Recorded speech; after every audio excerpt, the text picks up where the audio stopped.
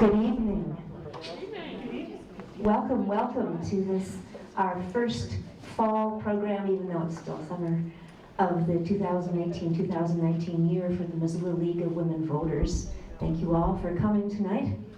I want to just take a few moments while we wait for a few latecomers to drift in to tell you a little bit about the League of Women Voters, who we are and what we do. The League of Women Voters was formed almost 100 years ago in the year 1920, and it was formed 6 months before women got the right to vote. And the people who were working on that issue back then said, you know, it isn't enough just to get the right to vote. You need to also have information about what voting is, about what the issues are, etc. And so the League was born back then in 1920. The Missoula League was born in the early 50s, and we've been around ever since then. And I like to think of the League as having two major components of what we do. The first thing we do is what I call defending democracy. And those are all the programs that we do that help with voter registration, they help with voter education, they help with things like gerrymandering. I know some of you know what that is. Some states are not as blessed as we are. They have a way of dividing up their state that guarantees that one party has a major advantage over the other. The League is a party in a number of lawsuits right now that is taking that to court across the country and other states to fight that. We believe in public funding for elections to get rid of dark money in politics. So that's one of the other stances that we have. And with tonight's topic, of course, is the Electoral College. The League believes in abolishing the Electoral College, and we have an interesting way at our fingertips right now that might or might not work. We'll hear more from our speaker about the National Popular Vote Interstate Compact as a way to do that. So that's a little preview of what we're going to be talking about tonight. But all of those things are things that we do to help be sure that our democracy is vital and is engaged, and that people have the information they need from non-biased sources to be able to sort out the issues and figure things out for themselves. The League does not endorse candidates. We do not endorse political parties. We are truly a nonpartisan organization. So that's all of one side of what we do. The other side of what we do is that we do studies.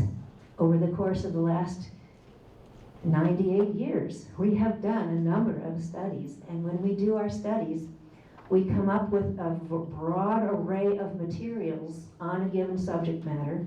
We send them out to our League members with a set of questions that they then will answer after they look through all the materials, and we work on a consensus process.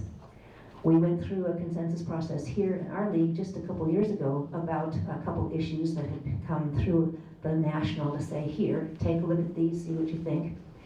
And in that process, if any League member does not agree on what we think should happen on this particular question, we send it back saying we did not have agreement. And if there are a lot of leagues that don't have any agreement, that issue does not go forward. So we don't work on voting inside the League, we work on consensus. And the thing that's interesting to me about that is that that process has been in place for 98 years. And through all those 98 years, we have had strong League members from a variety of political perspectives. We've had conservatives, we've had liberals, we've had everybody in between. The League, it has attracted people from all different kinds of political views.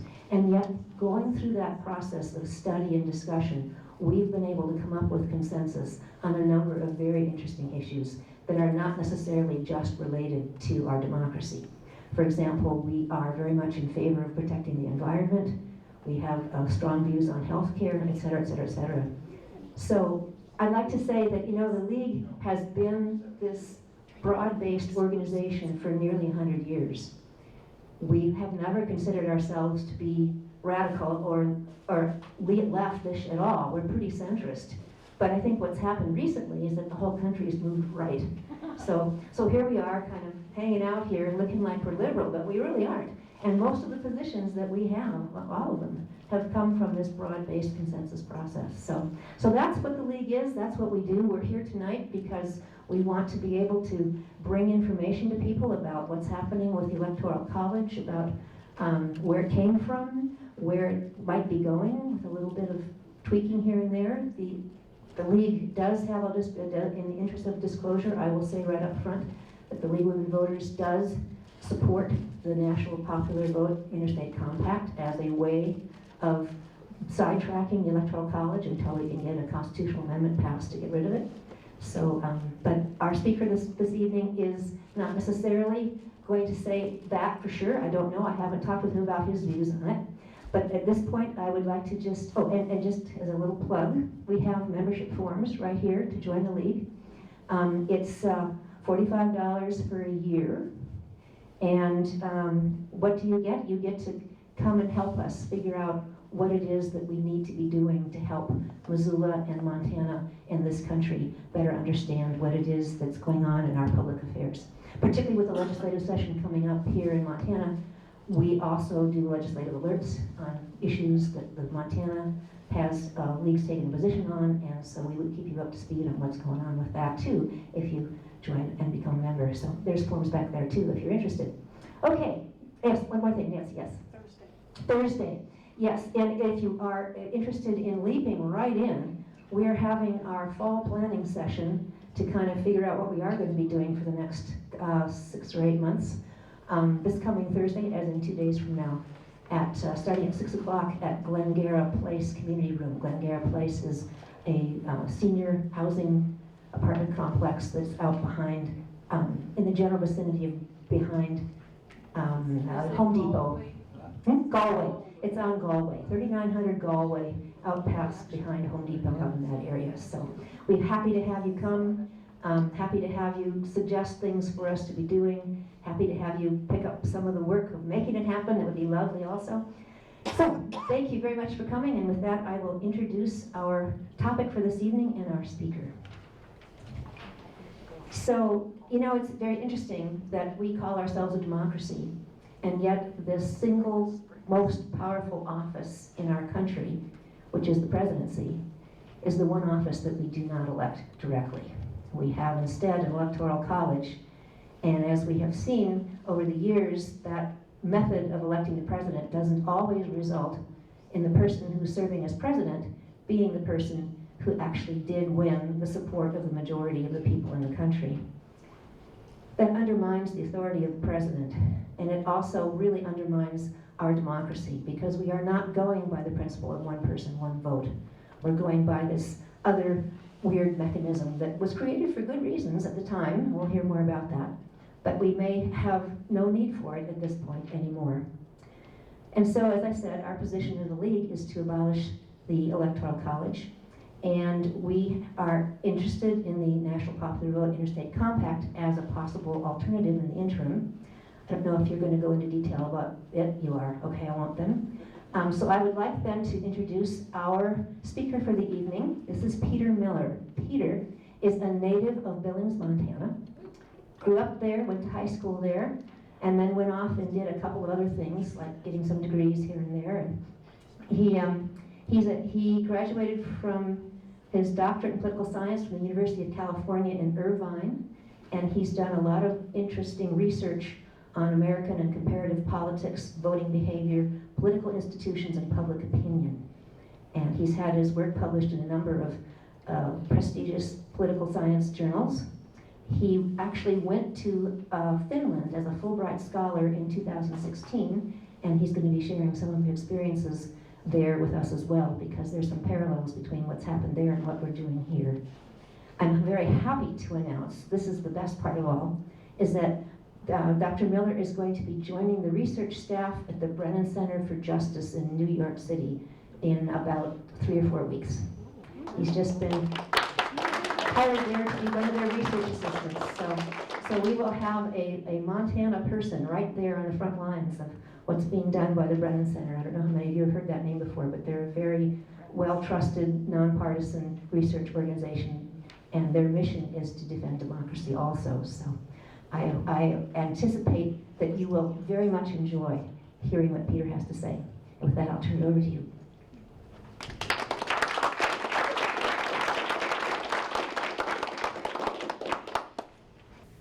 Howdy, everybody.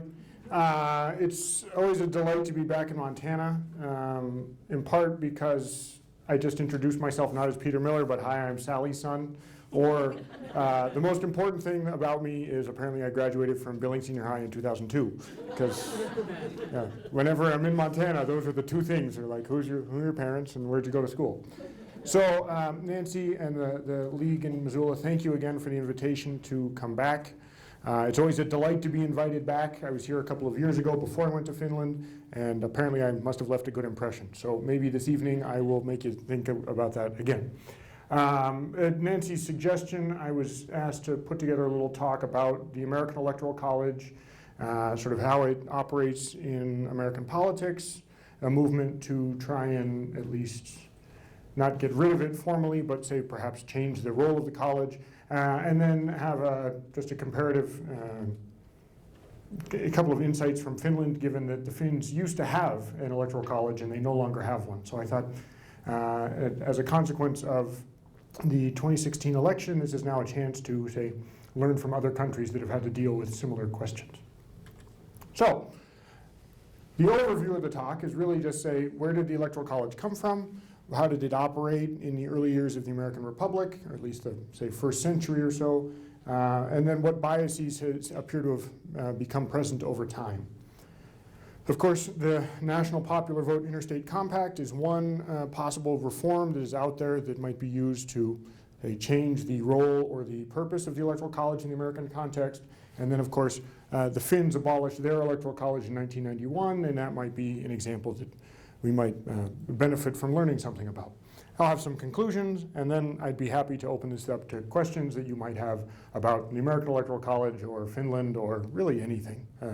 I find when I come to these league events, it's sort of throwing me to the lions because they could ask just about anything, and I'm expected to answer them. So here we go. Okay, the Electoral College is, of course, this odd institution in American politics. The neat thing, though, is that we know a little bit about it in its genesis, thanks in part to the process of ratifying the Constitution. And so, as I'm sure all of you know, the Constitution is written in Pennsylvania in 1787. Then there's a process by which the individual states then have to ratify that Constitution. And a couple of Federalists, among them Alexander Hamilton, write a series of essays in favor of ratification of the Constitution. These have then been collected as the Federalist Papers. They're co-written among three folks: Alexander Hamilton, who, as you might know, is the co-author on a famous musical on Broadway, and then a couple of his friends, James Madison, and then another guy, John Jay, who is perhaps most famous for being burned in effigy for setting the northern border of Maine. He was also a Chief Justice of the Supreme Court, but the Jay Treaty seems to be what we remember him for. We're fairly certain that Alexander Hamilton wrote the 68th Federalist Essay, which talks about the election of the executive, in which Alexander Hamilton describes at some length the purpose of the Electoral College. Right? And so as all of us might know, though I found a lot of folks in at least the courses I teach on American politics don't know, when you vote for the president, you're not actually voting for the president. You're instead voting for a slate of people who then vote for the president, right? So this is what we generally refer to as an indirect election, right? As opposed to, say, a member of Congress, you're directly voting for them. The president, there's this intermediary body. The Electoral College is that intermediary body. Why do we do it this way? It's in part to protect the integrity of the office, right? And so the idea is that you have people who come together to do a single job, right? And by virtue of them doing one job and only gathering for one job, it's much harder to, say, bribe all of those folks in order to, say, do what you want. A nice allegory here is the Montana legislature when dear William Andrews Clark wanted to become a senator, and he figured the easiest thing to do was to bribe all of the members of the legislature, right? Which worked until one guy gave his envelope full of cash to the newspaper and said, you might want to ask everyone else in the legislature if they got one of these. Right? The idea is similar, though. If you have people who only gather for one purpose, it doesn't make much sense to try and track all of these members down. Right? So Hamilton says that the selection is not by any pre-established body. It's not like Congress appoints the president. It's rather this electoral college. And it's chosen by the people, so you elect the electors, for the special purpose and at a particular conjuncture. So they're independent they're only there for one purpose, and then they dissolve. The Electoral College only exists for one thing. Right? And so therefore, they're insulated from pressure from either domestic concerns, foreign powers, or whoever. Right? The votes for president are, presumed to be made by studious persons. Right? Recall that in the 1780s, the educated folks were the folks who had, say, knew Latin and Greek, right? And some other basic materials. This is not like education itself has been widespread at the time. Of course, the franchise itself was limited to white males who owned property who were over 21. Right? So you're already dealing with a pretty small slice of the American population to begin with, to say nothing of the folks who are living in bondage in the southern states, right? Who, at least according to the Constitution, are only worth 3/5 of a person. We can address that topic at another date, or in the questions if you like. And it's important to remember that the Electoral College is designed so that the people in the college are making a decision as a group, but as separate groups. So the electors actually meet in the respective state capitals, cast their ballots, and those ballots are then mailed to the US Senate to be opened and counted in official capacity. Another thing here to insulate the process, the idea being it's much harder to, say, organize a bribery scheme that would include 50 different state capitals and the number of different electors, especially since if you're not there at the exact moment when they're casting their ballots, once they leave the room, the Electoral College ceases to exist. Right? One overriding concern, and there's this long block of text at the bottom of the slide here, is that the founders were very concerned about foreign intervention in American politics. I don't know why you're laughing. I mean, at the time, Alaska still owned Russia, or it was still owned by Russia. But the important thing to remember here is that when the US successfully concluded the revolution, we were a sort of insignificant frontier on an otherwise unexplored continent where the two major superpowers at the time were in a series of wars. Britain and France had been fighting each other for centuries, and they would continue to keep fighting each other. And so the one salient political cleavage in the post-revolution era is if you were sympathetic to France or if you were sympathetic to Great Britain. The founders realized that they didn't want the president to just be a tool of a foreign power, here being either a king in either Paris or London. And so what they were trying to do is insulate the American Republic from foreign intervention. Of course, one of the great ironies that has come out over time is that they were sort of looking in the wrong country. But, what can you do?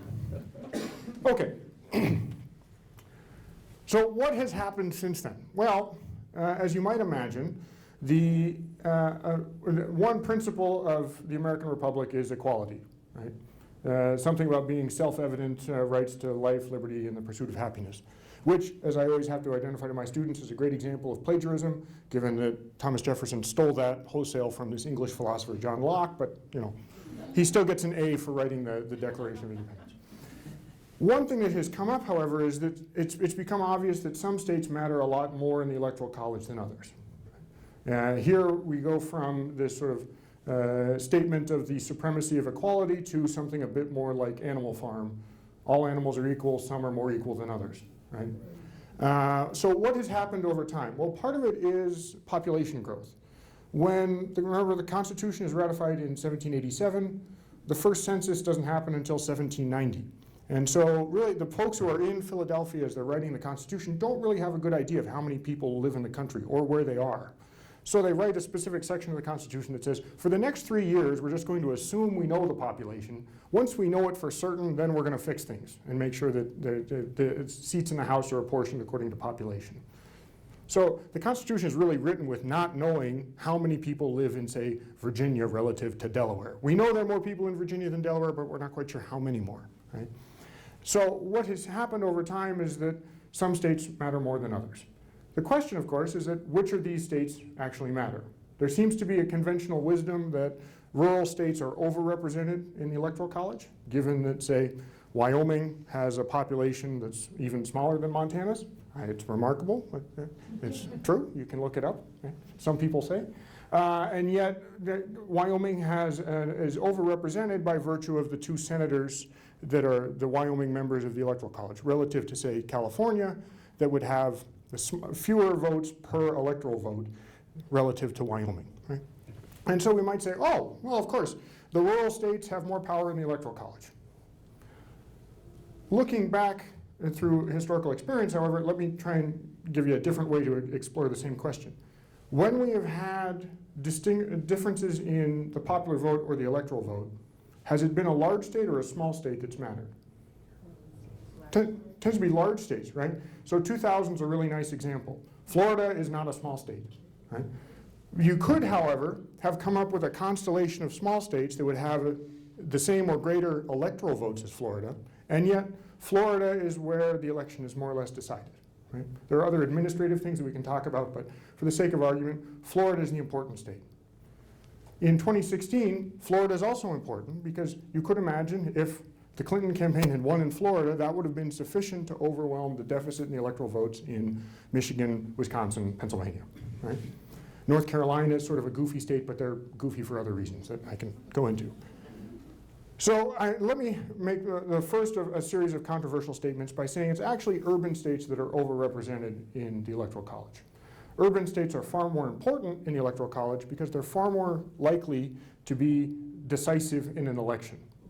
I hate to break it to you, Montana is probably never going to decide a presidential election, right? And it's not just because there's only about 1 million people living here. Right? One thing is that Montana is not a competitive state. Right? We probably know who's going to win the presidential elections for the next century or so. Right? But what's important here is that if Montana mattered, you might imagine that folks would actually show up and campaign. Right? One of the formative experiences in my life is meeting not just George H.W. Bush, but also this guy from Arkansas, Bill Clinton, when they both come to Billings during the 1992 campaign. And I pester my mother with questions, which is like, who is the president? Why are they in the front yard? Why are they bothering to talk to us? Like, what's going on? Never mind, of course, that 92 is only the second time since 1960 in which Montana has voted Democratic at the presidential level. Right? Or never mind that 92 is also when Ross Perot runs in effect and gets 19% in the state. Right? So it's not quite that Montana mattered, but you have this weird third-party candidate that suddenly thrusts Montana onto the main stage. If 92 had been a normal election, probably no one would have visited Montana. Right? And yet they still visit all sorts of popular states, say New York or California or Florida or these sorts of places. Why? Well, there are more people there. There's more possibility for fundraising. There are more votes there. Right? It's not the small states that matter when it comes down to a competitive election, because you can say, if it comes down to, say, Montana and Florida are 50-50, the campaigns are still going to go to Florida, right? Because Florida is worth more in the Electoral College. In mathematical sense, the large states tend to be more decisive because they're more likely to swing an election, right? With a few rare exceptions that I'll talk about, you don't see very many cases in which the election is decided on the basis of a handful or less than 3 electoral votes. Right? One other question that has arisen over time is that voters have changed since the founding of the country. In 1787, the electorate was quite small. Right? Nowadays, it's quite large. Right? On just the back of the envelope estimate, about 160 million people are voting in an election at a presidential level. Those folks are a lot different in terms of demographics than what the founders intended. For one thing, women join the electorate, right? And the founders missed that one. Right? I wonder how they missed it. Right? The other thing is that African Americans and other racial and ethnic minorities have joined the electorate, which was a thing that was not considered by the founders. Right? In general, the founding fathers are not a very democratic group of people. And here I mean democratic, small d, meaning power to the people. They liked the system of the Electoral College. They wanted the educated folks to pick the president because they didn't trust the standard American voter to cast a ballot knowing what they were doing. Winston Churchill has this wonderful line, the best argument against democracy is a 5-minute conversation with the average voter. Right? And so the question that has arisen, is a typical American able to make a decision about who should be president? Of course, this question has been debated by all sorts of people, including the committee that was on my advancement exam, so I think I have an answer to this, but who knows? One important thing to bear in mind is that the information, education, and the size of the franchise has increased dramatically since the founding. And while the founders were on average pretty smart people, they probably didn't anticipate the degree to which the American population would expand and to include all sorts of folks that they didn't think mattered in sort of representing who the American people were. The other thing is that these faithless electors that have arisen from time to time are problematic in the sense that once you're elected to the Electoral College, in most states, you're not required to vote in any particular way. You could vote for whoever you wanted, right? And so the one problem is we invest a lot of power in these people, and yet there is no way by which their behavior can be monitored, especially given that if you say a lot of these ballots are cast in secret, so you wouldn't be able to identify who voted contrary to however their state went. But in most states, there isn't a requirement that electors actually do that. So we're investing a lot of power in these electors with no real means to make sure they do what we want them to do. As yet, this faithless elector problem is mostly academic, but you can imagine that if we have an election in which it's decided on the back of one faithless elector, there might be a lot of consternation. But at least that so far has not happened yet. And then, of course, the other thing is that sometimes the winner of the electoral vote is not the winner of the popular vote. This has happened 4 or 5 times, depending on how you count 1824 in American history. And I say the corrupt bargain in 1824 because 1824 is a goofy election for all sorts of reasons. That's, the election is actually decided by the House of Representatives because you have a case in which one candidate does not have a majority of the Electoral College, and the House votes on who becomes the president. The corrupt bargain refers to the idea among the Andrew Jackson supporters that John Quincy Adams bought off the House of Representatives. But we don't see very much evidence to suggest that. Right? And then, of course, Jackson gets elected in 1828, and the rest, as they say, is history. The other elections in which the electoral vote and the popular vote diverge are 1876, 1888, 2000, and most recently 2016. Really I have to thank the Fulbright folks for putting me abroad in an election and in a country that used to have an electoral college, because it was weeks after the election and a Finn comes up to me and says, "Why do you still have this electoral college? You know, we got rid of ours." And the light goes on in my head and says, "Hey, here's a research opportunity." Right? So now I'm working on a project that I'll talk a little bit about in Finland. But so I think that the important question is not so much why do we still have the Electoral College, but rather should the election for the national office in the United States be a direct one? If you like the indirect system, you're probably going to like the Electoral College. If you would prefer that, say, the chief executive of the American government is actually elected by the American people, the current status quo may give you some reason for pause or contemplation, or to talk to academics, because we're pretty lonely people up in the ivory tower, and opportunities like this to get out and actually talk to individuals is sort of interesting. Right. So the rest of the talk is really going to be motivated by, should the election for the American president be a direct election? Right. And I can see there are pluses and minuses, but hopefully everyone leaves the room at least learning something new, especially me. Right. Okay, so here's a map of the US that shows the importance of the states in the 2016 election. And here, importance has a pretty technical sense. Important meaning, what's the probability of, if the state changed from one team to the other, would the election result change? And these data are estimated on pre-election data. So this is running on polls before the election itself. One obvious thing to note is that a lot of the states are blank, meaning they don't matter. Right? Montana, for example, is not important. Right? Curiously, however, neither is California. Right? The important states are New Hampshire, Nevada, New Mexico, Florida, the upper Midwest, some of the Atlantic states. These are the states that are most likely to decide the election, in the sense that when we get down to who's going to win, who wins North Carolina may actually win the election if everything is split 50-50. So you can see Nevada and New Hampshire are actually the most important states in the 2016 election. Sparsely populated, sure. Did they actually turn out to be all that important? Well, they were close elections, but they didn't decide the election. And instead what was going on was the upper Midwest, Pennsylvania, North Carolina, and Florida sort of switched miraculously from the D to the R column, and therefore the Electoral College switches from a Democratic majority in 2012 to a Republican majority in 2016. But the point here is that there's a lot of the country that doesn't matter. And in particular, Maine is a fun case. Only one of the 2 congressional districts was competitive. The other one was pretty solid. And therefore, if you were campaigning in Maine, you probably weren't in Portland, you were up in the hinterland in northern Maine. Right? Presumably talking about the John Jay Treaty. Another way to look at the 2016 election is where candidates actually go in the course of the campaign. These are tallies of candidate visits after the convention and before Election Day. So where either the president or vice presidential candidate goes in the course of the campaign. As you can see, they pretty closely match the states that are important, right, in this technical sense, where you're seeing a lot of campaign activity focused in the upper Midwest, Florida. Not very much is going on out west. Okay?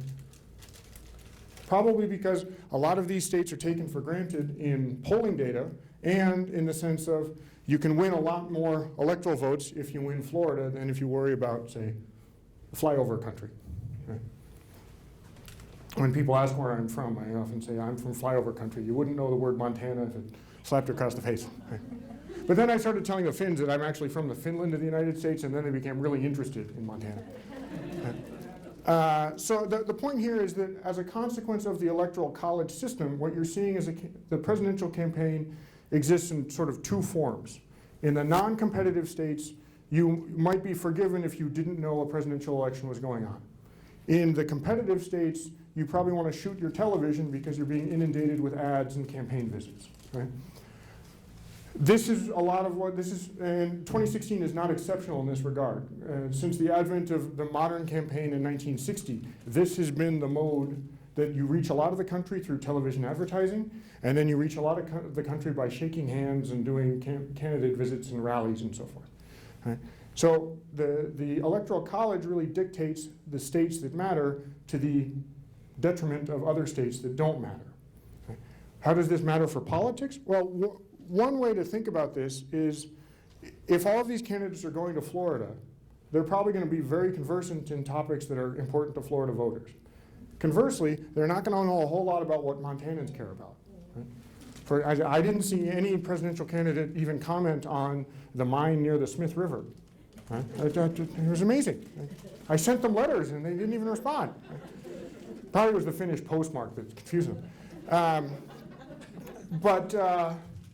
And this point is also demonstrated by, say, if we think about where did presidential nominations come from, well, Iowa has the first crack at it with the Iowa caucuses, and then the joke, of course, is that everyone is in favor of corn subsidies because you have to be in favor of corn subsidies in order to win the Iowa caucuses. If you want to be president, you're in favor of corn. Right? Seems pretty easy, right?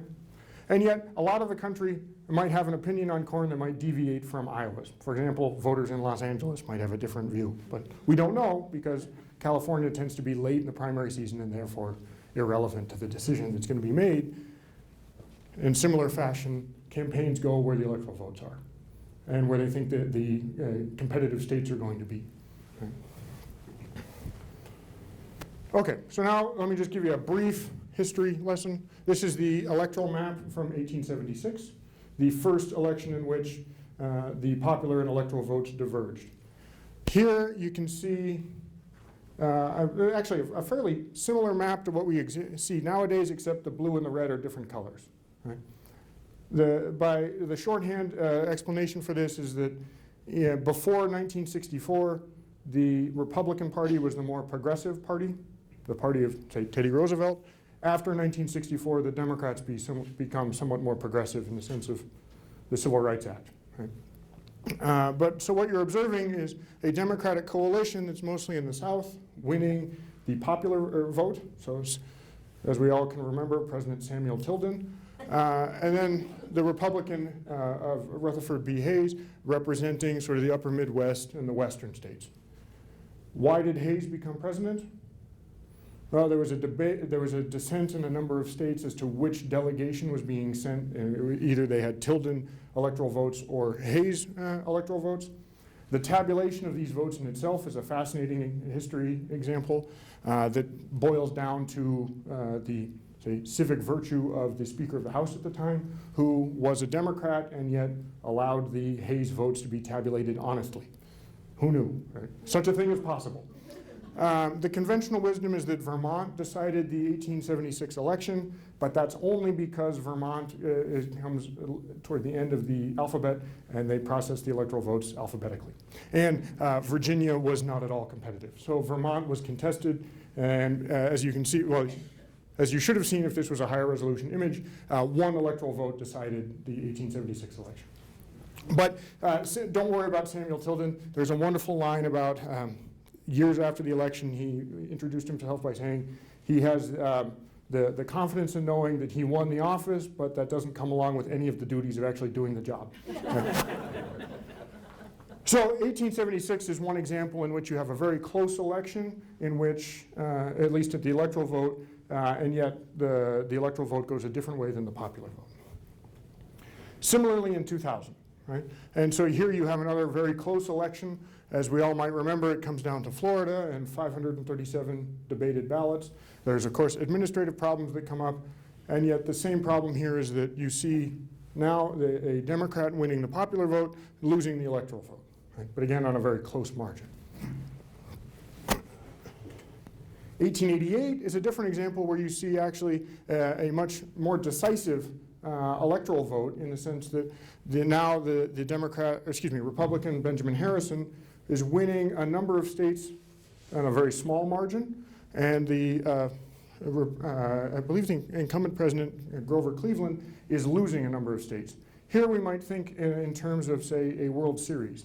If you win 4 out of the 7 games, and you're winning, say, on a 1 or 2 point margin, and yet you lose one game, say 11-0, who wins the series? Well, it depends on how we count the votes, right? If we're counting by runs, one team might win. If we're counting by victories, the other team might win. So the point from 1888 is to show the competitive states are the ones that decide the election. The safe states don't matter.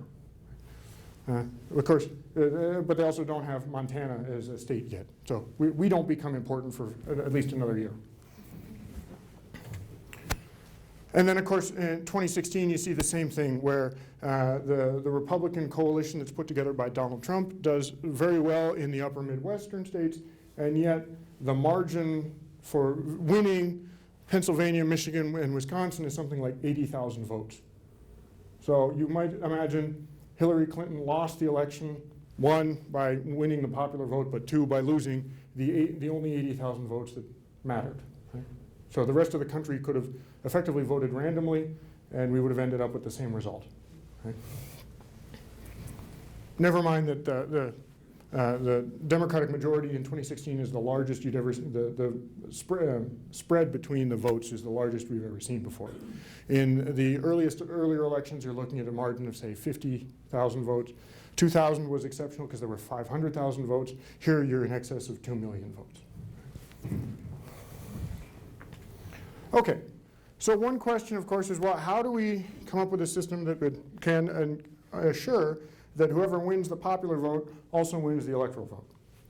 Well, a couple of lawyers came up with this ingenious idea, what they call the National Popular Vote Interstate Compact. Really rolls off the tongue. Right? These are clearly not marketing guys. Right. What does this compact do? Well, it's an agreement between the states to give their electoral votes to whoever wins the popular vote. Seems pretty simple. Right? As we recall from the Constitution, states are given wide leverage in how they administer their elections, and they can do whatever they want with their electoral votes. For example, Maine and Nebraska, as I mentioned earlier, split their electoral votes by congressional district. Right? And this was accomplished through passing a bill in their respective legislatures. Other states have since joined this compact by passing a similar bill that says we would commit to giving all of our electoral votes to whoever wins the popular vote. The compact is in process at the moment. It will become effective if and when at least 270 electoral votes are in the compact, meaning the electoral votes in a given state are then added to a total. 270 is the magic number because that's how many electoral votes you need in order to win in the Electoral College. 538 votes and so forth. it's pretty clear that the compact passes constitutional muster, and yet the opponents of the compact describe it as an end run around the Constitution, in part because amending the Constitution is exceedingly difficult. And in comparative terms, we probably made it too difficult. Other countries have not followed our example in terms of what you need to do in order to amend the Constitution, which is probably one explanation for why we've amended our Constitution so infrequently since the founding.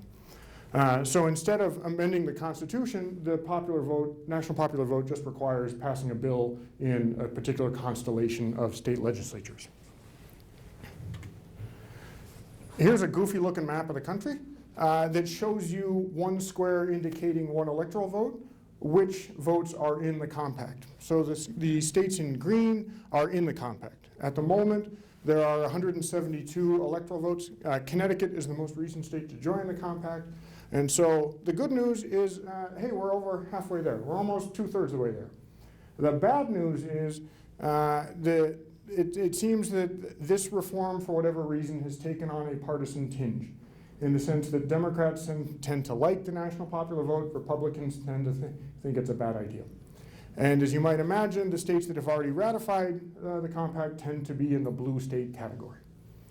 However, there are a couple of legislatures, chambers within legislatures rather, in the so-called red states that have passed the reform. So North Carolina in the Senate, and the Arkansas House, and the Oklahoma Senate have similar past reforms in different iterations that have tried to do this. Of course, these three states are not in the compact, but it's impressive that, say, a Republican majority in the Oklahoma State Senate thought that the reform was a good idea.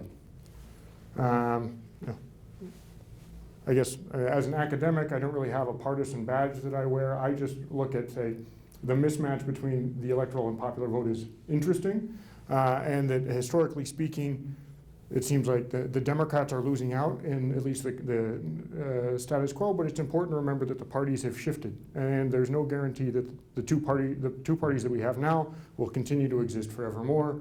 Just ask any of your friends who are members of the Whig Party. So the point here is that the reform is clearly tapping into a constituency that is interested in reconsidering how the president is elected. At the moment, that tends to come from Democrats. That's probably perfectly reasonable, given that Democrats got the short end of the stick in 2000 and now again in 2016. But there's really no inherent partisan reason why, if, say, we adopted this system, that would mean that we're always going to have a Democratic president forevermore. And so it also helps that some institutions within the Republican Party are opposed to the national popular vote. And they say things like, well, we won in 2000, why on earth would we change the system? And so one argument that always has to be made is that it's not just based on partisan interest, but rather on, say, fairness, equality, or, say, I don't know, appeals to those values that motivated the revolution to begin with, rather than just the short-term partisan gain, thinking, oh, well, hey, we can gerrymander the presidency if we maintain the Electoral College. What are some possible effects in the event that the Electoral College is abolished? Turnout will likely increase in presidential elections. We know, for example, that turnout in competitive states tends to be higher than turnout in states that are not competitive. There are a couple of mechanisms in which this happens. One is that the competition generally increases turnout. People have a sense that their vote actually matters. The other thing is that the parties devote a lot of resources to mobilizing voters when the winner is not taken for granted. Right? And so we can imagine, well, if the entire nation suddenly becomes up for grabs, you might see candidates stopping by in Montana or paying attention to what Montanans want. Or they might just spend the entire election in Los Angeles thinking that, hey, we can pick up a lot of votes here, but to the detriment of, say, the rest of the country.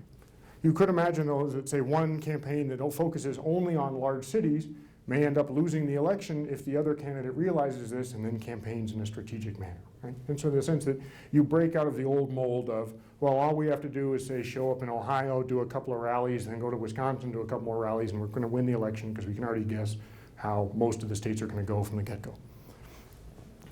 The pace of the campaign will probably increase because now you're going to have a lot more pressure on candidates and the campaigns in order to get around and interact with a lot more people. Right?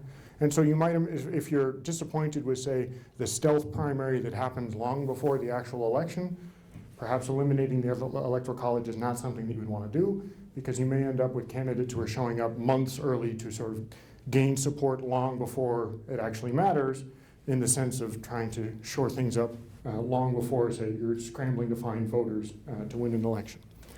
The other thing is that the cost of an election is almost certainly going to increase, because suddenly, if the entire nation is up for grabs, you're now going to have to advertise across the nation. One of the dirty secrets of presidential elections is they don't actually look at states, they rather break the country up into media markets. Montana's a pretty easy media market because there are really only 4 or 5 media markets. Colorado is a difficult state to campaign in because you have 13 different media markets. Okay? In part, so what you might imagine is, say, if you want to make Montanans know that you're running for election, it's pretty easy to do. Right? It's a pretty small state, but there's not very many different media markets. And buying advertising in Montana is pretty cheap relative to, say, San Diego, that they will spend, say, the cost of an election in Montana on a couple of ads on just the local media in a relatively populated area of the country. So, pluses and minuses. Right? One thing that might be helpful to remember is that the American Electoral College is, of course, a unique institution. Other countries have experimented with electoral colleges. The historical trend, however, seems to be toward abolishing these colleges, to the point that the American Electoral College sort of stands alone anymore. And apologies to the Vatican, the College of Cardinals is perhaps the only other electoral college that still exists. Though we might imagine, you might also wonder how the cardinals get elected, because it's not actually a direct election. Finland had an electoral college, so it might be helpful to just think a little bit about the experience in Finland as to how they got about abolishing their electoral college. So in order to do that, let me just say a couple of things about Finland, and then I'll move back to the electoral college as quick as I can. Finland is a delightful country. If you ever get a chance to visit, by all means, go check it out. They actually like Montanans, based only on my experience, so you'd probably be very welcome there. The electoral system in Finland is different than ours. We elect 435 members of the House on a basis of single-member districts. One district elects one person. Finland uses a different system called proportional representation. You elect more than one person from a smaller number of districts. Their parliament has 200 seats. Helsinki, the capital city, the district of Helsinki elects 22 members of parliament, right? But only in that region. So then other districts that are drawn in such a way so that they will have fixed representation over a geographic area, but a variable number of seats. Okay? In the 2015 parliamentary election, the most recent elections, in Finland you had 8 parties win seats. That's, of course, excluding one goofy party that represents only a group of islands in the bay between Finland and Sweden. And the Åland Islands are historically exceptional for all sorts of reasons, not least of all in a country that speaks Finnish, the Ålanders speak Swedish. It's a longer story. You ask me about it in the Q&A if you really want to be. If you're suffering from insomnia, I'm happy to talk more about the Åland Islands. So of these 8 parties that win seats, 3 of them form a government, and then they represent roughly 62% of parliament. Finland, in comparative terms, is exceptional as well because they tend to have larger governing majorities than other countries tend to have. It must just be the Finnish sense of go along, get along. Right? Turnout in the last election was 70%, and Finland has a separately elected president. So in the Nordic countries, they're unique because they're the only republic, meaning a president, not a king. One question is whether or not Finland is what we academics would refer to as a semi-presidential system. Think of France, where you have a strong president that sometimes agrees with parliament and sometimes doesn't. Or are they a parliamentary system, meaning the prime minister is the one who calls the shots? Finland has been in different categories over time. The last time they revisited this question was in a series of constitutional amendments in 1999, in which the presidential powers were decreased and the powers of parliament were increased. So you would be forgiven for saying, well, of course Finland has a president, but he doesn't actually do a whole lot. And so that most of the powers in Finland are held in the government's hand by the prime minister. That being said, some foreign policy questions are reserved to the president. Most notably, you might recall when President Trump and President Putin met in Helsinki, they were hanging out with Sauli Niinisto, the president of Finland. Okay. And so his presidential prerogative is to represent Finland on the international stage. And so the president sat down with those two guys and had a nice chat in Helsinki. And then, of course, when the other two guys left, Niinisto walked across the street and had a beer. Right? And the Finns really liked that because they were like, oh yeah, there's the president just hanging out, right? Drinking a beer. What do presidential elections look like in Finland? Well, they've changed over time. The first presidential elections were in 1919. Finland becomes a country in 1917. And so in the period between 1919 and 1988, they have indirect presidential elections. This is when the Electoral College exists, and for most of these elections. There are, of course, a few examples when Parliament itself selected the president. Some of these years might be interesting. 1944 and 1946, for example. As you might recall, there was something of a disagreement in Europe in those years. And then they were rebuilding from that disagreement in 1946. Right?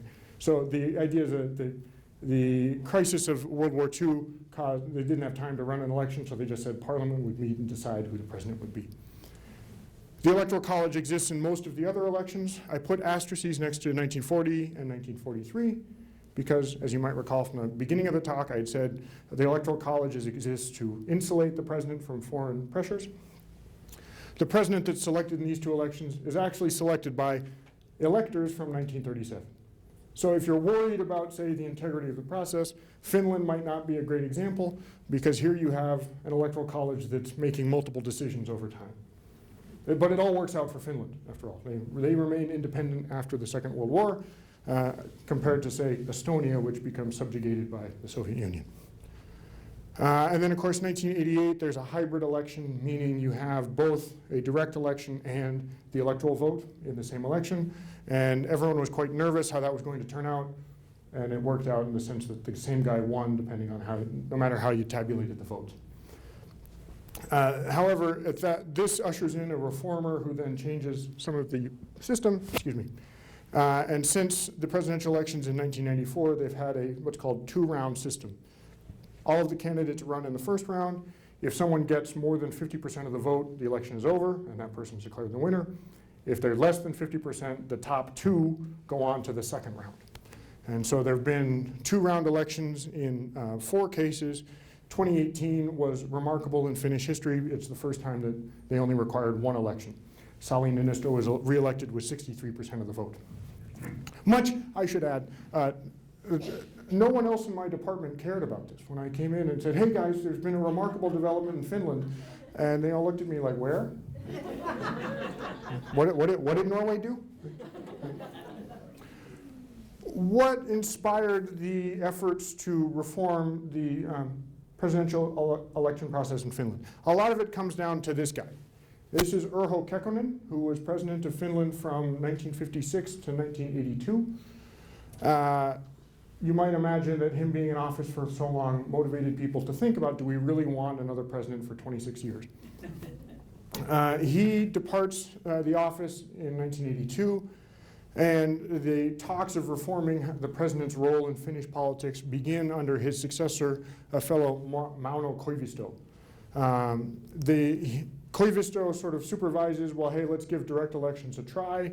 They run this hybrid election in 1988, which demonstrates that the Finnish people can elect a president, so we should probably think about doing this again. And there are parliamentary debates in 1990 and 1991 to actually push through a reform to abolish the Electoral College. The Center Party, which was Koivisto's party, Kekkonen's party, wins the election in 1991. And so we might imagine that if there was a partisan game to be played, Kekkonen's party would have said, well, thanks for giving us the prime ministership, we're going to stop these reforms. And yet they don't do that. In fact, the only party that disagreed in the vote was the Center Party. Every other party in Finland voted overwhelmingly in favor. And so the Electoral College itself is abolished in 1991, and direct two-round elections are put in place for the 1994 and then subsequent presidential elections. What were the topics that come up? This is where we're getting into some of the research that I'm doing with a master's student in Finland. My Finnish is extraordinarily limited. I was told, I think charitably, that if I try and speak Finnish, I can get about 6 words in, and then you realize I'm not a native. But my Finnish friends tell me, for those 6 words, you sound like you're from Eastern Finland, which is where all the hillbillies are from, I'm told. So I was like, oh, good, from Montana. Yeah, that works out. So what we're doing is going through and translating all of the parliamentary debates to try and come up with common themes that come up, what the members of parliament are thinking about and concerned about as they're contemplating this reform. And the first one, by far, is will abolishing the Electoral College make Finland a 2-party system? They're concerned, in part, that they didn't want to become the United States. I can't understand why. So Finland has a tradition of multi-party politics. Presidential elections, back to the beginning, have been contested by multiple groups. Right? But if you actually look at the history and the vote shares of these presidential elections, they tend to be 2 large encompassing groups. And so it could be, say, a pro-reform, anti-reform ticket, or a Kekkonen or everyone else ticket. Right? And so this fear tends to be overblown in the sense that, yes, since the reform, there have only been 2 parties that have held the presidency, either the Social Democrats or the National Coalition. However, before the election, or before the reform was implemented, you also had effectively 2 groups competing for the presidency. That tends to be more of a function of, well, for electing one person to be the chief representative, you're going to end up with 2 groups that are straddling the middle of the electorate. The second concern is that are small parties going to have no say in the election? Because we might imagine that if you hold, say, 6% of the electorate, you might be insignificant in the United States, but if you hold 6% of the Finnish electorate, you might be important. One small party in Finland, for example, is the Swedish People's Party. They represent the 5% of the Finnish population that speaks Swedish as a first language. The Swedish People's Party, historically speaking, has been remarkably successful because they tend to be in government in Finland. Not because they have no ideology, but rather all they say is, hey, as long as you support a linguistic minority in the west of Finland, we will do whatever you want. Right? So the Swedish People's Party sort of goes along and gets along. The concern is that, well, if we get rid of the Electoral College, are people going to stop paying attention to the interests of the Swedish People's Party and their voters? Because you might imagine if, say, you win the first round of the Finnish presidential election, suddenly you're going to be looking for other votes to make sure you win the second round. And so the Swedish People's Party exists as sort of like, we'll do business with anybody as long as you agree to support minority representation for a linguistic minority. Then, of course, there were other questions like what's going to happen to turnout in the second round? Is it going to be lower? It turns out to actually be a little higher in Finland over time. And then they said, well, why don't we just have a preferential electoral system where you can just rank all of the candidates in order of preference and just have one election to go? The answer here was, well, France is a big country. Why don't we become like France? And so the Finns adopt the French 2-round presidential system, which has its own problems, but we can talk about that also. And then another question is will polarization increase or decrease in the sense that will the Finnish people stop talking to each other during election times?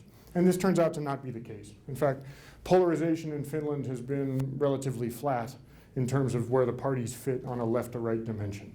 Recently, there's been a somewhat uptick in polarization, but that's only because of the introduction of a nationalist populist party, which has not since split and appears to be headed for the dustbin. At least one half of the party. The other half might stick around, but now you're going to wonder which half. Right? And then, of course, there was a discussion of should the abolition of the Electoral College be included in with other reforms. And this is where we get into some of adjusting the balance of power between the president and the parliament. As you might imagine, there were certain sections of the Finnish electorate that were concerned that we don't really want a second president to be in office for another 26 years. So why don't we reduce some of the powers that are given to the president and devote them instead to the parliament? So one thing that particularly irked members of the Finnish parliament was that while Kekkonen was president, he insisted on deciding which parties would be in government. The president would decide. This is important when you think of the neighbor to the east of Finland. For a while there had this goofy political system where they didn't really like elections. And so one way in which you insulated yourself from the Soviets sending tanks over was you just made sure that the Finnish Communist Party was always in government. Right? You didn't pay any attention to them, but when the Soviet ambassador was in town, you were always sure to say, oh, by the way, the Finnish Communist Party is in government, and we're paying a lot of attention to them. Please leave your tanks on that side of the border. Right? There was also a concern that when Kekkonen won his first election, he won on the basis of a single electoral vote. And there was some concern that they had said, we don't really want a single elector to be in the power of deciding another president, particularly if the successor to Kekkonen stays in office for a long time. So this is when you start to see a discussion of the introduction of term limits and a reduction in presidential powers in the Finnish context. Right. And so you can run for re-election in Finland, and then I think if you take one term off, you could run again for a non-consecutive term, but they want you to limit to 2 consecutive terms. Okay, so let me just wrap this up, and then we can get to questions. The American founders were skeptical of democracy in the terms of power to the people, and the Electoral College is sort of designed to make sure that the right people select who the president is. And that this understanding may have varied over time and perhaps is less relevant nowadays than it is back during the founding. For example, the advent of the internet allows people even out west to know what's going on in New York on the same day that it happens, and you don't even have to run a telegram wire, right? Or the Pony Express, right? So these are all improvements. There have been a couple of biases that have crept into the system over time that were perhaps either unknown by the founders, unaccounted for, or thought to be irrelevant that then turned out to be relevant. For example, the founders intended for the president and vice president to run on separate tickets, and they thought this was going to be great. The first time we do it, you end up with 2 people who hate each other. John Adams and Thomas Jefferson winning, and suddenly they're like, well, maybe we should change that. So they amended the Constitution because everyone agreed that they really didn't like having a president and vice president who would be likely to shoot each other. I think it's undeniable that abolishing the Electoral College in the American context will dramatically change how presidential elections are conducted. What's less clear is how that change is going to be implemented. Right? We have a rough idea, but we really don't know because we've never run a national election without the Electoral College, but we have nothing to draw upon. So here I think is where we can actually start to see, well, other countries have successfully navigated these somewhat turbulent institutional waters, and yet they've survived. So it might be the case that presidential elections will continue to look a lot like they do nowadays. There may be some change in the sense that other places that had previously been forsaken by one party or the other might be up for grabs. Electoral colleges are, of course, on the international level becoming relatively rare, and I think there's a lot that we can learn from, say, countries like Finland. But on the other hand, consensus for reform really depends on an agreement between the parties. I think Finland's a nice example of this, where even a party that's liable to lose access to the presidency even agrees with the reform. Similarly, when we adopted the 22nd Amendment limiting the president to 2 terms, that was done on the back of an experience with, well, do we really want somebody like FDR to stick around for 4 terms? Maybe, maybe not. Right? But the point here is that the Republican Party at the time probably shot itself in the foot, because we could easily imagine that Eisenhower would have been elected to a 3rd term had he been able to keep running. Right? Maybe even Adlai Stevenson would have run against him and he could go 0 for 3. Right? And so I think the important point here is that if one party is devoted to reform and the other party is obstinately opposed to it, the reform will probably not happen. So you have to come up with some way in which you can have consensus building between the parties to say, you know, this reform needs to happen on the basis of some other larger, I think, value-based argument. Right? And I think equality is one, competition is another. Right? Focusing on the direct aspects of the presidency rather than the indirect electoral aspects might be one way in which you can induce both parties to agree that some reform needs to happen. Okay, that's all I've got, so I'm happy to take your questions. We'll start, no, I'll do it randomly, but we'll start here. What's the length of the election cycle in Finland? 6 years. 6 years? Yeah. How long do they campaign? About 3 weeks. 3 weeks? Yeah.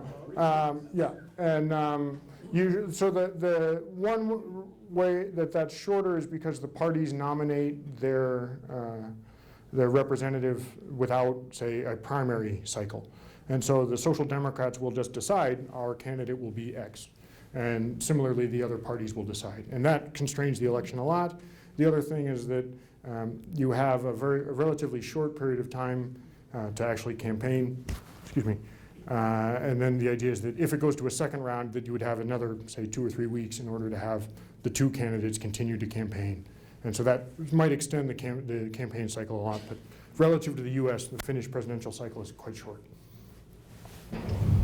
Do you know the current atmosphere from the Koch brothers regarding this reformation? You know, they don't return my phone calls. They're trying to change the Constitution themselves, and they've got 23 states legislators that are going along with turning it back to the wealthiest people will have more of a say. So there is an effort afoot to try and call a constitutional convention Yes. and to rewrite the US Constitution. Yep, they've got 23 states. And one of the ways that you can do that is you have a group of the states call for a constitutional convention. My hunch is that if a constitutional convention like that should come to pass, the last thing that they're going to be thinking about is the Electoral College. Because at that point, everything is up for grabs, and you're literally rewriting the US Constitution. That's their plan. Right. So speaking only for myself, I know a marginal electorate that even my close friends don't really care about. I'm skeptical of efforts to rewrite the Constitution and throw it out, because I worry that there are some pretty decent elements to the US Constitution that should be retained. In a circumstance like you're describing, all bets are off. Okay. Is the Finnish election, is that, who finances their campaigning and such? They're publicly funded. And so, and then it's a real advantage for me being a member of a linguistic minority in Finland, where all of the candidates will, for about 3 minutes, speak in English. So I learned about 12 minutes worth of presidential politics in Finland because all of the candidates had very little to say in the only language that I can speak some of the time. Thank you. It's been fascinating. I'm going to try and make this short, but I disagree with you on a lot of points, and this one reason I came simply to learn and keep an open mind. But our founders actually, it wasn't about really reining in the populace, but it made sure that the people in the minority states, the flyover, let's say, the uneducated, the rednecks like me, or punk rockers like me, and others could have the same vote. Our vote would count just as much as the intellectual city people in the big cities, so that the big city states with big cities didn't overrun with the popular vote all the other people in the flyover states. Because if 3 million, almost 3 million, voted more for Hillary than for the Trumps for Donald Trump, that would include San Francisco, Los Angeles, Portland, Seattle, New York, and they would run the rest of us pretty much into the ground. I mean, we are a constitutional republic, representative republic. A democracy is majority rule. When I had a Mohawk leather jacket, if 11 people said, I've got to get rid of my Mohawk and leather jacket, and 8 people supported my right, then I would have to give it up because the majority came together and told me what to do. So really, I mean, the reining in of the populace would be the intellectual elites from Hollywood telling us, rednecks, how to recruit who are not educated with the big city people who are more enlightened. So that's where I do have to disagree respectively with, these debates. So it's been fascinating. How would you answer these objections? You remind me of a great example I use in my classes. When I say, let's pass a law, let's imagine you're all students in my class. I apologize in advance. And let's say we're going to pass a law that says red hair is evidence of witchcraft. Right? Because historically speaking, it was. Right? Most presentations of Judas Iscariot, for example, tend to have Judas with red hair. Right? So, presumably all of you are going to vote in favor of this bill. Right? If, however, we grouped you into small groups to mimic the Electoral College, I'm still going to lose that vote. Right? Whether it's conducted by a democratic basis, meaning everyone votes equally with one vote, or you group into smaller subgroups within the larger group, and all of you decide one way or the other. I'm in a minority on this question, and I'm probably going to lose that vote every time. That doesn't mean that democracy is inherently better then, because, at least from my perspective, I really don't want to be burned at the stake. Right? So I prefer that doesn't happen. So in terms of those sorts of questions, I can see your point. That, the concern is that the Hollywood elites or whatever are going to dominate the country. And well, it turns out that they don't really. Right? So California has not been a pivotal state for quite a while in presidential elections, because it's either so far in favor of one party or the other that neither party has much incentive to show up in California in the general election. In the primary election, you tend to see candidates show up in California. Why? Because there's a lot of money there, and you need a lot of money to run in the primary campaign, not the general electorate. And so the one complicating factor in the US is that you end up with certain constituencies matter at certain stages of the campaign and not consistently throughout the entire campaign. Right? But I see your point that, yeah, you're going to be under the heel of some group if you lose an election. The only question is, do you want it to be a majority or a minority of the American electorate? It should be a balance of both. I thought that's what the founders wanted, a balance of both, so it wouldn't, because remember, if we had popular vote, the Democrats would win by now every time because of the shift with the big cities. The Republicans or independents would lose every time, because even though we're the majority of states, because in the Portland, San Francisco, it's liberals that tend to dominate those cities and the elites, so they would win just by the majority. There are millions of people in those cities, not just a few. Well, and historically speaking, you've seen different parties control the political apparatus in particular cities. So for quite a while, a reform ticket would be a Republican ticket in New York City. So for example, the LaGuardia ticket was a Republican one. And so then you end up with a Republican mayor in New York City presiding over a political machine, and yet still being able to work effectively with a Democratic president. You may not be able to answer this, but you have mentioned how media markets impact the presidential campaign and how the presidential campaigns operate on media markets. We've had one of our television stations in Missoula purchased by Sinclair Communications, which is a conservative communications operation. And there are more and more media outlets sort of being purchased by various different corporations or whatever. Can you comment at all on how that might impact the election at all? If we only have 4 or 5 major corporations controlling all of the media in all of our markets? So media consolidation is somewhat outside of my purview. So I'll just make a couple of points. And one, to say one of the really neat things about the internet is that it flattens the media environment to a great degree. And so that if, say, back in the day when there was NBC, ABC, and CBS, those were the 3 media. If you, say, had a different opinion that was expressed on those television networks, you probably didn't last very long in the marketplace of ideas.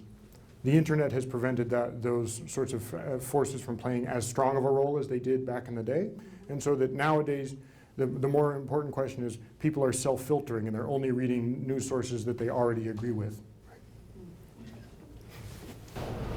Going back to your discussion of the compact, I take the point, about that it's an end run around the Constitution as far as a tactical criticism. But I certainly can imagine several states, secretaries of state, would want to take the compact to the Supreme Court after we reach the 270 thing. And it's really hard for me to think of how a Supreme Court could find the compact to be constitutional. Why? So why is that? It's not in the Constitution. Well, yeah. The Constitution directly says, we have another method. So, Well, but to be fair, I think the advocates of the compact would refer to the electoral clause, the elections clause of the U.S. Constitution, saying that time, place, and manner is dictated by Congress. All the other elements of the election are devolved to the legislatures of the states. Right? There's some debate what legislature actually means, right? But that legislature probably includes things like governors or ballot measures, right? And so it may be the case that the Supreme Court would say states are free to do what they want with their electoral votes. If a state decides to give their electoral votes to anyone, the federal government has no grounds to step in and say, I'm sorry, we're going to regulate something other than the time, place, and manner of an election. don't you think most people would say that the states are responsible for the conduct of elections Oh, sure. Right. rather than, how they're interpreted? Well, yeah, sure. So what do we mean by time, place, and manner? Well, time meaning the first Tuesday after the first Monday in November, because that makes a lot of sense. No, that's just based on Congress passing a law in 1845. The place meaning a place of public accommodation that everyone has equal access to. Manner being a private or secret Australian-style ballot. Right? Other than that, the states control a lot of the administration of an election. So one virtue of the American electoral system is that you're not dealing with one unitary source of election administration. You instead have 3,000 different standards that vary county by county. Right? So it's actually turns out to be pretty difficult to manipulate American elections from outside the country because you have 3,000 decentralized sources that you would need to coordinate with almost simultaneously in order to steal an election. Right? I've been mystified by, historically, all of the electoral college members had to vote in unison with the others in their state. How did that evolve from the idea that each electoral would use his conscience to vote for the president rather than the way the vote went in the state? So one argument would be you have the vote done simultaneously in 50 different locations. Well, 50 is given the modern configuration of the states, as a means to prevent people from manipulating the process. So that if everyone's voting at the same time, the idea would be you would need a vast conspiracy in order to bribe everyone in all of the various places. The other thing would be if, say, Maine voted on Monday and then Vermont voted on Tuesday, Vermont knows more than Maine does. And so that they're moving second in a sequential game, and so that they would know a bit more about how the election's going to go. Having everyone vote at the same time prevents that problem as well. So that the idea would be the electors know how their state went, and presumably they would vote in accordance with that the indication from the people, right? Given that that slate wins the election. You had talked about faithless voters. Are faithless voters an issue with the National Popular Vote Compact? No, because the statute of the compacts explicitly states that all of the electoral votes are given to the winner of the national popular vote. And so that is at least one interpretation would be that does not provide for something like a faithless elector, because it stipulates that all of the votes in a given state would be given to one candidate and one candidate only. I wrote down a question as you were speaking, and I hope I can read my writing. But the Democratic and Republican parties are right now, it's very difficult at this time to achieve consensus. We seem to be in two separate camps, if not more. And would this new compact of the Electoral College increase polarization or decrease it? So I have good news and I have bad news. The bad news is that we are more polarized now than we have ever been in American history since the end of the Civil War. The good news is we're not currently shooting at each other. Right? But the also good news is that polarization in the US works somewhat like an accordion. Sometimes we're further apart, sometimes we're closer together. In the 1950s, for example, the two parties were pretty close together. Nowadays, the parties are pretty divided. And so we don't have a good mechanism for what describes this accordion type process, but at least one suspicion is that polarization works, as far as we can tell, on about 150-year cycles. Of course, we've only had one full cycle, so it's difficult to tell what's going to happen. And so, so a lot of academics are looking for signs that we're starting to move a little closer together in terms of the parties. The other important thing to remember is that the parties in Congress may be further quite divided. The American people themselves are pretty normally distributed. There are a lot of us in the middle, there are very few on either wing. And so one question may be, what's going on between Congress and the American people, in the sense that Congress tends to be pretty polarized. The American people tend to be pretty bunched up around the middle. And that can get into different questions of how we elect our representatives to Congress, or that sort of thing, that might be cause for another lecture at another time. And then I also have a constitution here, if I can just bear with me. The clause was interesting because the Electoral College actually runs from each state, and that's where the power is. So I guess my question is, in this new compact, would it continue to work from the state level, as you say, to protect bribery and influence? Or would they all tend to talk to each other through the states, or follow the, I mean, they're trying to follow the general election of the country. But what if a state was faithless, the entire state electoral? And so this becomes the concern of the, say, opponents of the national popular vote. Let's imagine a hypothetical situation in which Montana is going to be the deciding vote in a presidential election.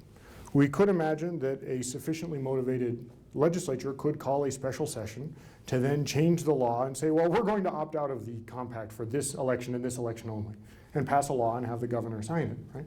Then what do? Now we're in the midst of a constitutional crisis because we don't have a guiding document to lead us through some rather murky waters of interpretation and so forth.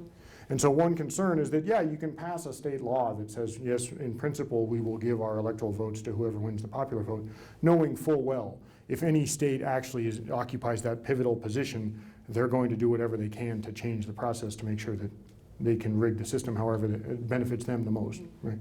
And I don't think the supporters of the national popular vote have a convincing argument for why that isn't the case. Yeah, right? that's a problem. Could you please explain gerrymandering? Sure. Before I do that, can I just explain a couple of really other simple, like the gravitational constant or special relativity, or these sorts of things. Yeah, gerrymandering is an interesting term. Okay, it's derived from this wonderful guy, Elbridge Gerry, who was governor of Massachusetts in 1810. When they redrew the districts, they draw a district that looks a little funny. A guy says, hey, that looks like a salamander. And the other, his friend, apocryphally says, no, call it a gerrymander. Right? And so you get the joke about Elbridge Gerry rolled into it.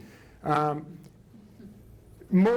don't think there's a definition of gerrymandering in the popular consciousness that's probably different. Academics tend not to use the term. We instead refer to, say, partisan redistricting, which might be redrawing of districts for the purposes of advantaging one party over the other. There are all sorts of cases in which, say, one party would win the statewide vote and then lose the majority in the seats in either the legislature or the congressional delegation. Those tend to be instances when people think of gerrymandering because, say, one party is doing much better than they should have given the votes that they win. So you tend to think of gerrymandering could be in the form of advantaging one party over the other, and usually in an unfair capacity. You could say advantaging incumbents over challengers, drawing a district in which there's very little turnover, or say gerrymandering in a sense of disadvantaging or depriving racial or ethnic minorities from selecting a representative of their choice. These all tend to be rolled into one when we think of various ways in which the drawing of districts can be manipulated for partisan ends, one way or the other. If I remember my government classes way back in the Stone Age, wasn't it illegal to do that? Is it illegal to do that? Redistricting? What you may be referring to is that prior to Baker versus Carr in the 60s, redistricting just wasn't done. And so, for example, the voters in Tennessee that give rise to the challenge for Baker versus Carr, the districts had not been redrawn in quite a while, to the point that as a consequence of population shifts, rural parts of the state were overrepresented relative to urban parts of the state. And so redistricting becomes a normal part of American politics after the 1960s, when the Supreme Court issues a couple of important decisions that forces states to redraw their districts after every census. But before that, it was more or less optional. Some states did, some states didn't, and there wasn't a sufficiently compelling force to mandate that states actually redraw their districts. So I was wondering, is any of the states that have in this compact just considered no longer being winner-take-all states and just dividing their electoral votes? There's actually a lawsuit on the grounds going on right now. I believe it's in 5 states that are challenging the winner-take-all system. So in the sense that if you win 51% of the votes in a state, you get all of the votes in that state. The problem is that for most of the states, it's pretty difficult to divide up the electoral votes in a proportional manner. So for example, Montana, right? You got 3. You can get 1, 2, or 3. There's no other option, right? California might be a little easier, just given that there's a lot of leeway. So one shorthand for that is they give, say, 1 electoral vote per congressional district, and then a bonus of 2 if you win statewide, given the 2 Senate seats. There's some complications there in the sense that some states might be more inclined to do that system than the others. The opponents of this reform would tend to look at you're effectively going to make the presidential election a repeat of the US House elections. And so whatever party is the majority in the House is probably going to get the presidency, just as a function of, say, partisan gerrymandering. Yeah. I don't think people understand the difference between democracy and a republic. Because I noticed that when the lady was introducing you, she talked about we're going to lose our democracy, but we don't have a democracy, right? You explained it really well. I was listening for it. But I don't think a lot of people know the difference. My dissertation committee will be very happy to hear this question. Right? So, no, but this is a point in which, and this is just another point in which, academics speak of these things in pretty technical terms, and then other folks tend to conflate the ideas of democracy and a republic together. And a lot of academics do that too, in the sense that more or less, republic and democracy mean about the same thing in modern parlance. If you'd gone back to Athens back in the day, they would probably be very concerned about democracy because they equated democracy with mob rule. Right? And so the republic, technically speaking, refers to electing people to make the decisions in your place. So the representatives represent the people that elect them. A democracy meaning everyone votes together. And Montana has some democratic elements, say the initiative and referendum, but is also effectively a Republican form of government because you have a legislature. Yeah, and my minor is political science, so this really, impressed me as coming and listening to you. But of course, my classes that I took were 47 years ago. But the very first political science class I took, and I took it in Illinois, so this is really, usually pretty liberal. But my area that I took it in was more conservative. And the guy who was teaching me in my very first class said, back over 40 years ago, that you do not trust any of the media, which goes along with what this lady says, because everything, even Time Magazine, US News and World Report, they're all biased. And you have to read a variety of things and listen to a variety of people's ideas in order to really know what's going on. If you just listen to the news on one station, you're not going to get the real. And I think that a lot of people think that the internet and the news always tell. I did look up the difference between a republic and a democracy before I came because I wanted to make sure I knew, and you did explain it very well. So one point that I always raise for my students, and I get a chuckle out of them, is if you're thinking of newspapers around the country, a lot of them have the term Democrat in the name of the newspaper. The shorthand, though, is that those tend to be Republican areas of the country. And so I always tell my students, like, well, what newspaper did you read that? Oh, the Lafayette Times Democrat. Oh, yeah, it must be a Republican paper. Right? But I think you're right on the money in the sense that you need to look at multiple sources. Right? So basically, fake news has been around for over 40 years, as I can attest to by my, Oh yeah, no, absolutely. I mean, so the New York Times, the purported newspaper of record in the United States, is only that because back in the day, they were the only nonpartisan newspaper in New York City. There were partisan presses back and forth. I mean, if you ever want a real collection of creative insults, go back to the 1800 election between Adams and Jefferson. They had awful things to say about each other, and you knew because you had either one newspaper supported one candidate and not the other, and you can just tell who they were attacking as to where they fit on some dimension. The sort of the golden era of yellow journalism was pretty remarkable in New York City because you have a variety of newspapers that all sort of wear their politics on their sleeve, and then you have the New York Times being relatively moderate in the middle, and then as time goes on, they're the last one standing. Yeah, it's really depressing to know how valueless your vote is in certain states. I mean, in the last election, 3 million voters should have stayed home. I mean, it just doesn't seem like there's a value in it. So hopefully that can change.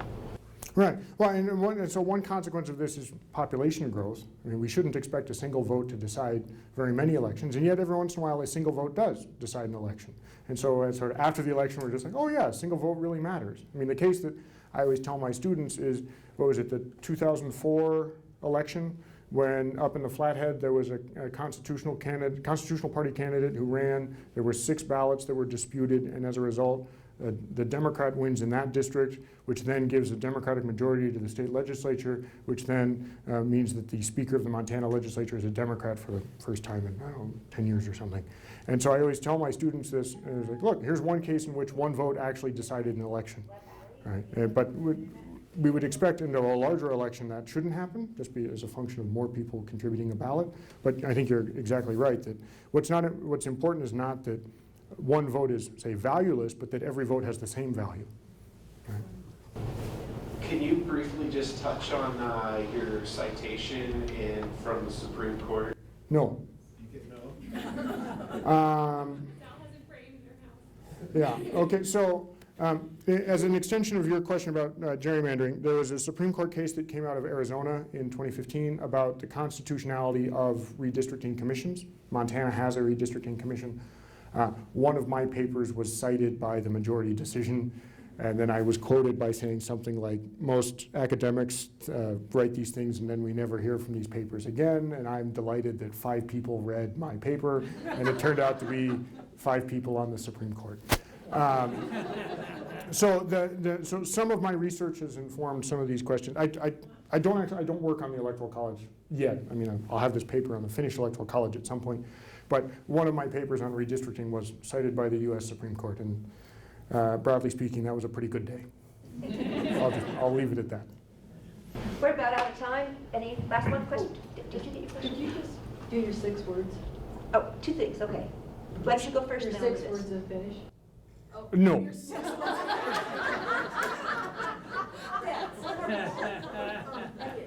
I wonder, with regard to the division, how much do you think that ideology and religion play into the Electoral College? That's a really good question. Historically speaking, religion has, historically speaking, by which I mean the advent of polling and survey data really only goes back to about 1948. So that's about as far as we can go with terms of surveys. But religion has been an interesting dimension of American politics, in part because it's not as rigid as everyone assumes it was. So for example, in 1960, there was no difference in Protestants voting for Kennedy or for Nixon. Of course, we might imagine that Catholics were more inclined to vote for Kennedy, but that also relates to a partisan dimension, right? In the sense that Kennedy's representing New England, and Catholics in New England tend to be a different breed than Catholics elsewhere in the country, right? Especially given now the influx of Latino immigrants who also tend to be Catholic, and yet they tend to not resemble, say, the politics of New England very closely. The short answer is that it's complicated. The somewhat longer answer is that these things change over time based on different external and internal political forces that are at play. Sorry to give you such a short answer, but it seems like we're wrapping things up. Okay, thank you.